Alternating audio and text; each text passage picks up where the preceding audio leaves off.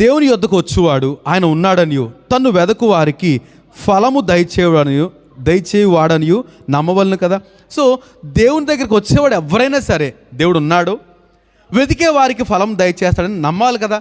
వచ్చేవాడు లేకపోతే మనం దూరంగా ఉండాలి, దేవుని సన్నిధికి దూరంగా ఉండాలి.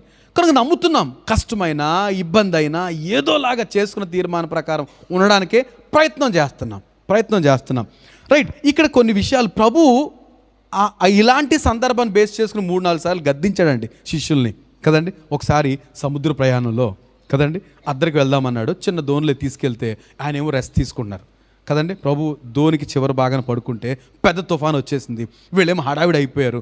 చాలా ప్రయత్నాలు చేశాను, ఎండలేదు, దోని నిండిపోయింది, ఆయన దగ్గరికి వచ్చేసింది నీళ్ళు, ఆయన లేవలేదు. ఆయన అదేంటి వర్షం పడితే మెలకు వచ్చేది కదా, ఆ రూఫ్ ఉందంటారా ఏమో నాకు తెలియదు, చినుకులు పడతాయి కదా, ఆయన లేవలేదు, పడుకున్నారు. వీళ్ళు వచ్చి లేపుతున్నారు, లేచి ఏమంటున్నారు, మేము నశించిపోతున్నాము నీకు చింత లేదా అంటే, లేచి ఏమంటాడు ప్రభు, ఏమంటాడు, చాలా చిక్కబడి, బుద్ధి లేదా మీకు అల్ప విశ్వాసులారా, ఇంకెంతకాలం మీతో ఉంటాను.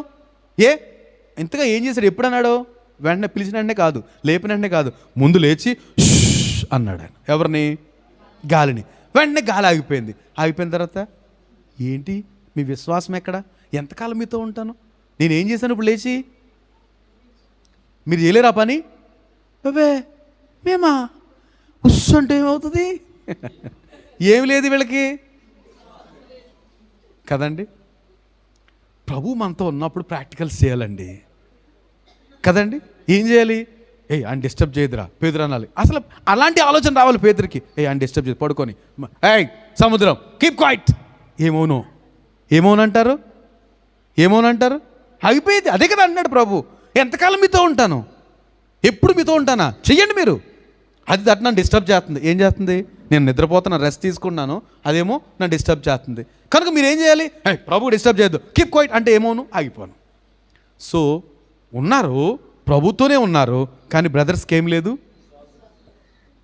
మనం కూడా ప్రభుత్వనే ఉన్నాం, కానీ ఆయన ఎదుకొచ్చువాడు ఆయన ఉన్నాడనియు తన్ను అడుగువానికి ఫలము దయచేవాడనియు నమ్మవలను కదా. నమ్మకపోతే ఎలా కుదురుతుంది. కనుక నమ్ముతున్నామండి జరగట్లేదండి, మరి ఏం చేయాలి, వదిలేయాలి. ఏంటండి, ప్రార్థన చేస్తుండాలి. ప్రభు నీకు అప్పగించేసాను అంతే, నువ్వేం చేస్తావు చెయ్యి అంటే ఏం జరుగుద్దండి, చేయకుండా ఉంటాడా. వాక్యమే కదా, ఆయన వాక్య ప్రకారమే కదా మనం చేసేది. కనుక ఖచ్చితంగా ప్రభు అభినందిస్తాడు. కనుక ప్రభు గద్దించిన సందర్భాలు, ఇంకొక సందర్భం నాకు గుర్తొస్తుంది. ఒకసారి 5 రొట్టెలు 2 చేపలు అయిపోయినాయి, 7 రొట్టెలు 2 చేపలు, ఆ మీటింగ్ కూడా అయిపోయింది. ఇంకెక్కడో మీటింగ్కి వెళ్తుంటే అరే రొట్టెలు తెలదురే, మనమే ఏమనుకున్నారంట, రొట్టెలు మర్చిపోయాం రోయ్. ఆయన అంటాడు పులిసిన పిండి విషయంలో జాగ్రత్త పడి అంటే, మన రొట్టెలు తేలేదు కదా, అక్కడ మిగిలిన 4 గంప పట్టుకెళ్ళో, నువ్వైనా మీ ఇల్లు దగ్గరే కదా, ఓ గంప తేవచ్చు కదా. ఆయన ఆ గంప గురించి అడుగుతున్నాడు అనుకున్నారు వీళ్ళు. ఒరే బుద్ధి లేని వాళ్ళారా, 5 రొట్టెలు 2 చేపలు పంచిపెట్టినప్పుడు ఎన్ని గంపలు ఎత్తాం, 7 రొట్టెలు కొన్ని చేపలు పంచి ఎన్ని గంపలు ఎత్తాం. మరి మీరు జ్ఞాపకం చేసుకోరా, మీకు అక్కడ చాలా కోపంగా మాట్లాడతాడండి, మీరు జ్ఞాపకం చేసుకోరా, మీకు అర్థమవుదా, ఇంకెంతకాలం అంటాడు ప్రభు. అంటే ఏం చేయాలి, ప్రభుతో ఉన్నప్పుడు ఏం తేవక్కర్లే, ఆయన ఏమైనా చేయగలుగుతాడరా. ఎవరి దగ్గర చిన్న రొట్టె ముక్క ఉందా, దాన్ని ఎంతమందికైనా పంచిపెడతాడు, దాన్ని దేవుని స్తోత్రం. సో ప్రభుకి ఏదో కొంచెం కావాలంతే. అదే ఏంటంటారు, మన విశ్వాసం అంటాను నేను. కొంచెం విశ్వాసం. ఆ విశ్వాసాన్ని ఎక్కడ పెట్టాలంట, ఇదిగో ప్రభు ఇంతే ఉంది నా దగ్గర, సరిపోతండి, అందరిని కూర్చోబెట్టేశాడు, సమృద్ధిగా పనిచేశాడు. మళ్ళీ ఎక్కడైనా తక్కువ వచ్చినట్టుందండి, తక్కువ రావడం కాదు. ఏంటంట, సంతృప్తిగా తినిన తర్వాత. ఎప్పుడు సంతృప్తి తినటం అంటే, మళ్ళీ తిని పచ్చిగల చోట్ల పనులు చేయడం అంటే అదే.